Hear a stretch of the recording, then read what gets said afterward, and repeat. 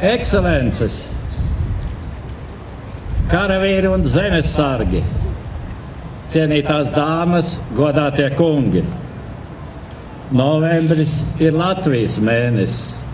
No 11. novembra brīvības cīnītāju piemiņas dienas, ko atzīmējam šodien, līdz pat Latvijas valsts neatkarības proklamēšanas svētkiem, mēs godinām Latvijas vēsturi.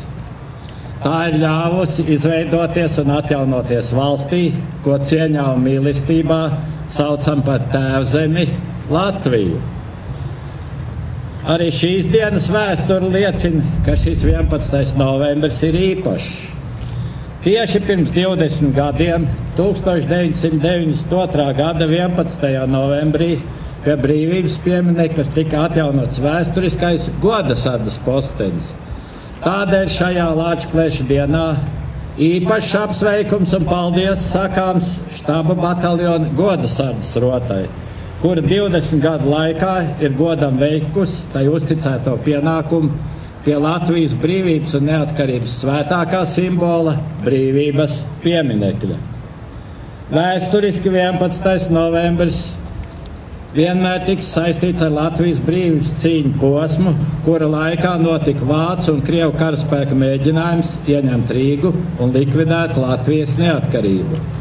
Tieši pirms 93 gadiem, 11. novembrī, Latvijas valsts armija atbrīvoja Rīgas Pārdaugavu no bermontiešiem, un jau novembra beigās šis Vācu-Krievu karaspēks tika padzīts.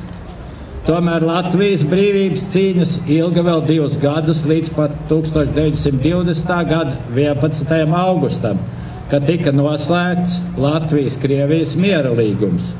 Un beidzot, Latvija bija brīva, un Krievija atteicās no tiesībām uz Latvijas zemi. Diemžēl Latvijai viena gadsimta laikā pat 2 reizes ir nācies kļūt par 2 totalitāru lielu valstu kaujas lauku, samaksājot visaugstāko cenu valsts neatkarības zaudēšanu un tautas sadalīšanu karojošās frontēs. Tāpēc kara rētas nav sadzījušas vēl šodien. Kritušo piemiņa ir svēta, tomēr nav un nevar būt pieņemama vēstures notikumu izmantošana politiskiem mērķiem. Diemžēl ar to saskaramies vēl joprojām. Esmu aicinājis un aicinu arī turpmāk 11. novembrī iedegt piemiņas svecītes visiem karavīriem, kas Latvijas valsts vārdā atdevuši savas dzīvības neatkarīgi no laika, kad tas noticis.